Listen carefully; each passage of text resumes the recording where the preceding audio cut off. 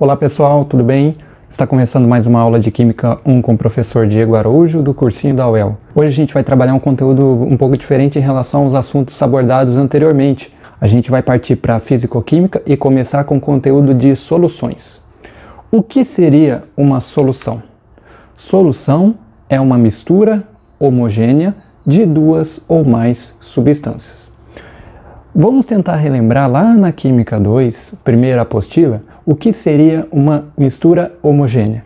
Mistura homogênea é aquela mistura que temos apenas uma fase, ou seja, a gente não consegue visualizar os dois ou mais componentes que representam aquela mistura. E como a gente não consegue diferenciar esses componentes da mistura, a gente vai chamar de mistura homogênea. Vamos montar uma solução então. Pego um recipiente de água e adiciono açúcar. Coloco uma pequena quantidade de açúcar. O açúcar, ao entrar em contato com a água, ele acaba se dispersando na água até desaparecer. Ou seja, ele foi totalmente dissolvido na água. Como ele foi dissolvido na água, a gente não consegue olhar duas fases nessa mistura. Então temos aqui uma mistura homogênea, uma solução. O açúcar que vai ser disperso na água, a gente vai chamar de soluto, enquanto que a água vai comportar como o dispersante, a gente vai chamar de solvente. Então, o soluto é o disperso e o solvente é o dispersante, certo? Para facilitar nosso trabalho com soluções, eu vou colocar uma nomenclatura que vários livros de química utilizam para definir quem é o soluto, quem é o solvente e quem é o total, né, a solução. Quando a gente for falar do soluto, eu vou colocar o índice 1. Quando for falarmos do solvente, vou colocar índice 2. E quando falarmos da solução, eu vou colocar o sem índice. E lembrando que a somatória do soluto com o solvente é a mistura total, ou seja, é a solução. Para a gente obter, por exemplo, a massa daquela solução, basta a gente saber a massa do soluto, a massa do solvente e assim a gente tem a massa final, a massa da solução. E aqui no exemplo eu já coloquei os dados conforme a sua nomenclatura, né? M1, massa do soluto, M2, massa do solvente e M sem índice, a massa da solução. Então a gente fez uma introdução básica aí do conteúdo de soluções. Esse conteúdo será abordado em 4 aulas. Então a gente vai ficar um bom tempo trabalhando nesse conteúdo aqui, que é um conteúdo que aparece muito nos vestibulares e serve de base para outros conteúdos, por exemplo, equilíbrios químicos, tá bom? Agora a gente vai fazer a classificação das soluções de acordo com alguns critérios. O primeiro critério que eu vou trabalhar está ali, ó, quanto à proporção soluto-solvente. Quanto à proporção soluto-solvente, podemos ter dois tipos de solução. Uma solução diluída e uma solução concentrada. É claro que, para a gente falar que a solução é diluída ou concentrada, vale a pena ter um comparativo entre as duas. Então, uma solução diluída é aquela que tem uma menor quantidade de soluto em relação ao solvente. Uma solução concentrada é aquela que tem maior proporção de soluto em relação ao solvente. Quando a gente coloca duas soluções para fazer a comparação, a gente consegue diferenciar uma da outra e assim determinar qual é a mais diluída, tá bom? Um exemplo simples aqui, ó. Água mineral e a água do mar. A água mineral tem uma quantidade de sais, né, que a gente já sabe, mas a água do mar também tem. Nesse caso, a água do mar tem muito mais sais do que a água mineral. Consequentemente, a água mineral ela é mais diluída em relação à água do mar. E a água do mar é mais concentrada em relação à água mineral. Outra classificação das soluções que a gente pode fazer aqui. Quanto à natureza do disperso. E aí a gente pode classificar a solução em iônica e a solução em molecular. A solução iônica é aquela em que temos dispersos como íons. Por exemplo, que a gente vai pegar ali, ó, cloreto de sódio adicionado à água, sal de cozinha. Quando o cloreto de sódio é adicionado à água, acontece aquele fenômeno que a gente já viu lá no conteúdo de ligações iônicas, que é a dissociação iônica, separação dos íons a partir da adição na água, certo? Então, em solução aquosa, os compostos iônicos tendem a sofrer dissociação iônica, fazendo com que a água tenha uma quantidade de íons dissolvida ali. Outro exemplo aqui, ó, ácido sulfúrico. Outro exemplo, o ácido sulfúrico, H2SO4. O ácido sulfúrico é o ácido forte, ele sofre um fenômeno chamado ionização. Aqui a gente tem um composto molecular que, adicionado à água, vai sofrer um processo chamado ionização, formação de íons a partir de um composto covalente. Nesse processo, a gente tem a formação de íons H+, e íons sulfato, certo? E assim a gente tem uma solução iônica também. Agora, uma solução molecular é aquela em que os dispersos são moléculas.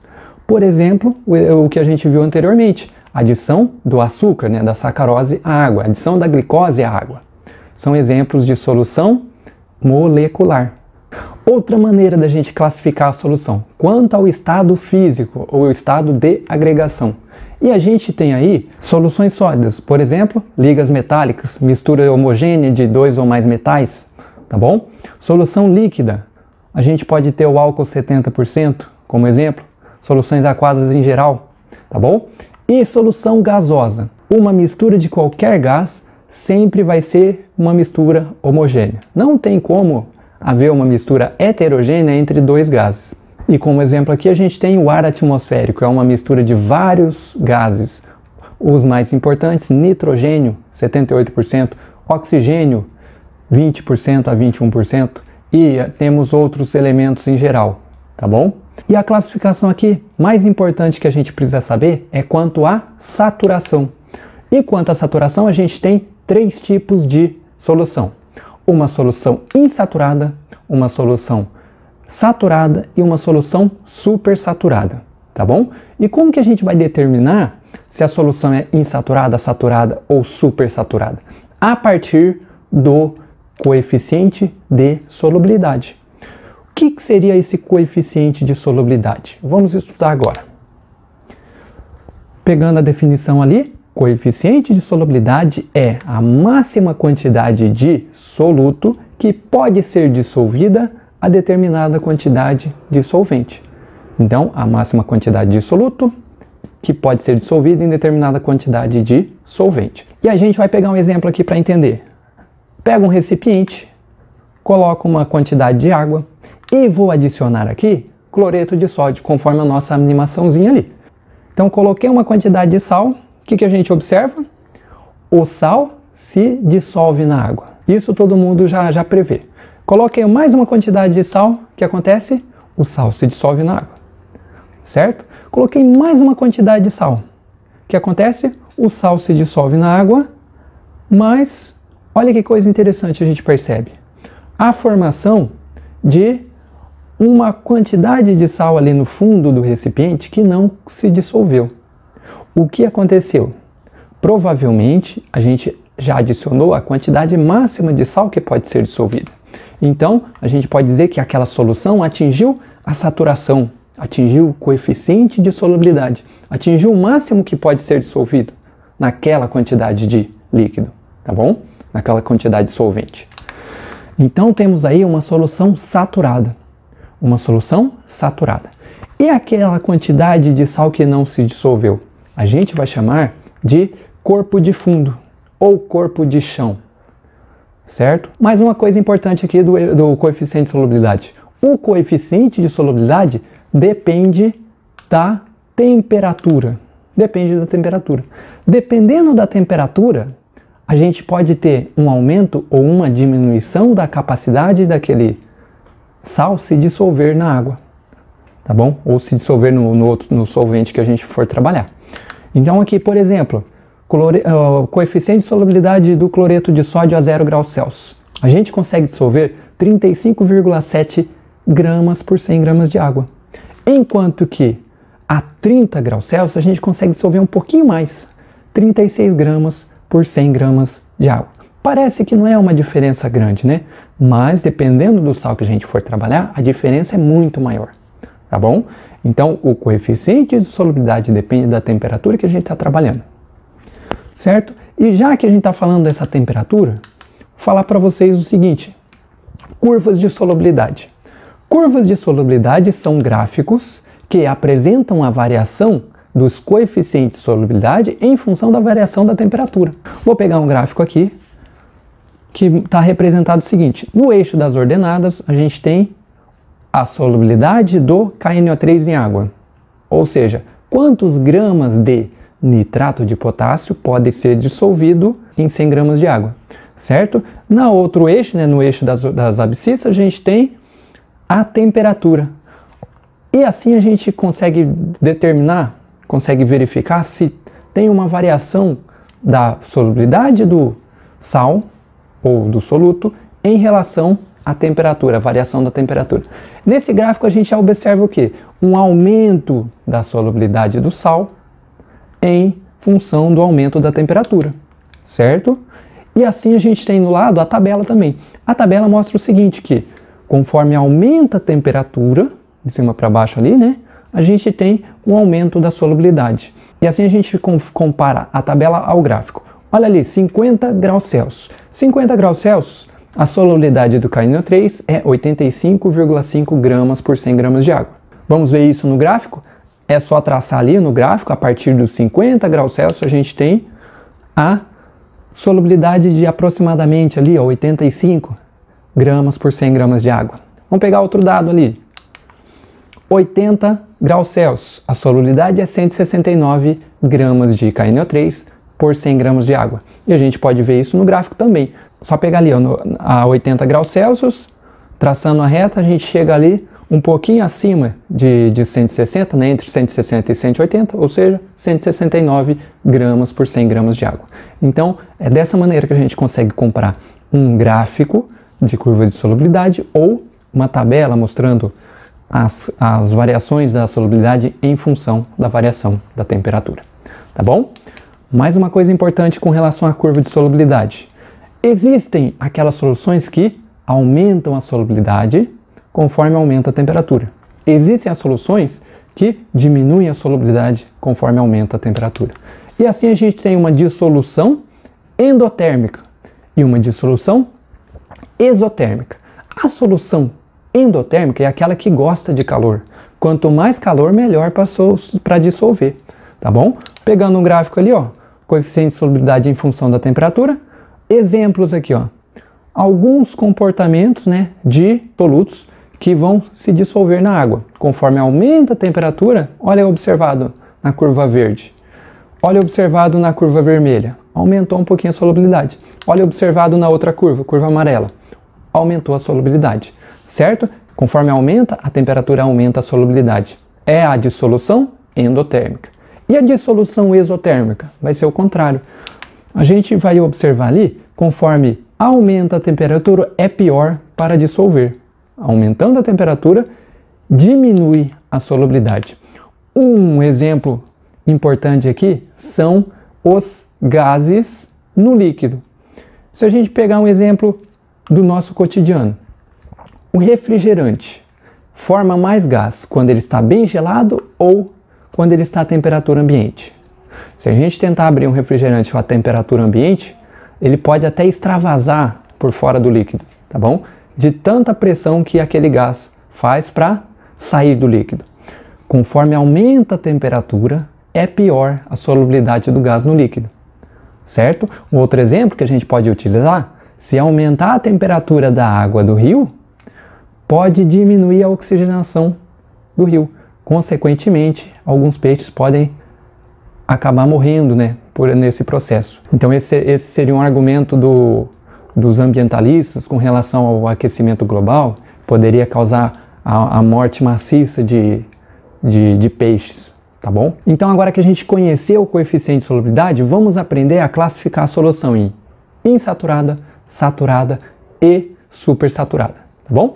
Pegando o exemplo ali, vou pegar determinado soluto, que eu coloquei como soluto A. A gente tem o coeficiente de solubilidade do soluto A 10 graus Celsius e a 50 graus Celsius. A 10 graus Celsius, a solubilidade do soluto A é 25 gramas por 100 gramas de água. E a 50 graus Celsius é 40 gramas por 100 gramas de água. Vou pegar um exemplo aqui. Pego um recipiente, coloco determinada quantidade de água e vou adicionar 40 gramas de soluto A. Qual é a quantidade de água que eu adicionei? Olha lá, ó, M2, 200 gramas de água. M2, massa do solvente, certo? Esse procedimento será feito a 10 graus Celsius. 10 graus Celsius a gente já conhece ali, ó, a solubilidade, 25 gramas por 100 gramas de água, certo? O que acontece aqui? Primeira pergunta que a gente vai fazer é a seguinte: esse soluto vai se dissolver completamente na água? Sim ou não? Vamos fazer o cálculo para isso? A gente sabe que o coeficiente de solubilidade do ar a 10 graus Celsius é 25 gramas por 100 gramas de água. Isso quer dizer que a 10 graus Celsius eu consigo dissolver 25 gramas de soluto A em 100 gramas de água, certo?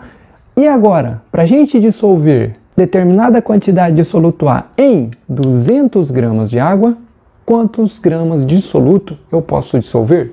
Então a gente tem ali X. Fazendo o cálculo ali, a gente observa, né, por regrinha de 3, 25 vezes 200 vai dar 5.000. 5.000 dividir 100 vai dar 50, certo? 50 gramas de soluto A. Isso mostra que nessa quantidade de água, a essa temperatura, a gente consegue dissolver até 50 gramas de soluto A. A gente jogou quanto? A gente adicionou 40 gramas de soluto A. Consequentemente, a quantidade de soluto que a gente adicionou, ela é menor que a quantidade máxima permitida, ou seja, menor que a estabelecida pelo coeficiente de solubilidade. Conclusão disso, essa solução é uma solução insaturada, não atingiu o coeficiente de solubilidade, certo? Solução insaturada não atingiu o coeficiente de solubilidade. Agora, mudando um pouquinho esse exemplo, vou pegar a mesma quantidade de água, 200 gramas de água, em 10 graus Celsius e vou adicionar, ao invés de 40 gramas de sal A, vou adicionar 50 gramas de sal A. A gente já sabe, né, a partir da conclusão anterior, que nessa temperatura, 10 graus Celsius, em 200 gramas de água, a gente consegue dissolver até 50 gramas de soluto A, certo? Consequentemente, quando a gente adiciona esses 50 gramas de soluto A gente atingiu o máximo? Sim. Se a gente atingiu o máximo, a segunda pergunta que a gente vai fazer é a seguinte: atingiu o máximo e sobrou? Quando sobra, o que acontece com essa sobra? Ela não se dissolve, ela vai para o fundo, formando o corpo de fundo. Nesse caso, ela atingiu o máximo e não sobrou. Consequentemente, a gente chegou ao máximo ali, ou seja, a gente obteve uma solução saturada. Solução saturada é aquela que atingiu o coeficiente de solubilidade, certo? Foi a massa de soluto que a gente conseguiu colocar de acordo com o coeficiente de solubilidade. Agora vamos fazer uma experiência um pouquinho diferente. Vou adicionar a 200 gramas de água, né, a 10 graus Celsius, 60 gramas de soluto A. Bom, 200 gramas de água a 10 graus Celsius, a gente já sabe a máxima quantidade de soluto A que eu consigo dissolver ali. Então a gente já fez esse cálculo, 50 gramas de soluto A, certo? Se eu adicionei 60, o que vai acontecer ali? Todo o sal será dissolvido? Não. Será dissolvido 50 gramas de soluto A e um excesso não será dissolvido. A gente obteve ali uma solução saturada, com um detalhe, né? Com corpo de fundo. Esse corpo de fundo a gente consegue obter a quantidade? Bom, se a gente adicionou 60 gramas de soluto A e apenas 50 se dissolvem, o restante será 10 gramas. Esses 10 gramas serão a massa do corpo de fundo, tá bom? Então essa é uma solução saturada com corpo de fundo. Agora a gente vai fazer uma experiência um pouquinho diferente. Vou pegar determinada quantidade de água, né? Que eu coloquei ali 200 gramas de água a uma temperatura de 50 graus Celsius e adicionei 80 gramas de soluto A, certo? Vamos fazer esse cálculo de cabeça? A 50 graus Celsius, a gente tem que olhar para um outro coeficiente de solubilidade que temos ali, ó, 40 gramas em 100 gramas de água. Bom, se em 100 gramas de água eu consigo dissolver 40 gramas de soluto A, em 200 gramas de água eu vou dissolver o dobro de soluto. 40 vezes 2, 80 gramas de soluto A. Eu adicionei 80 gramas de soluto A a 50 graus Celsius em 200 gramas de água. Consequentemente, teremos aí uma solução saturada, certo? Solução saturada, beleza. Foi exatamente o que a gente viu anteriormente. Agora eu vou fazer um experimento diferente. Eu pego essa solução a 50 graus Celsius e resfrio a 10 graus Celsius. O que a gente vai esperar aqui? Por incrível que pareça, se a gente fizer um resfriamento calmo, delicado, olha o que vai acontecer ali. Teremos os 80 gramas de soluto A dissolvidos em 200 gramas de água a 10 graus Celsius. Ué, mas não obedeceu o coeficiente de solubilidade? É aí que a gente tem uma solução diferenciada. Essa é uma solução supersaturada, porque a quantidade de sal dissolvido ultrapassou a estabelecida pelo coeficiente de solubilidade, certo?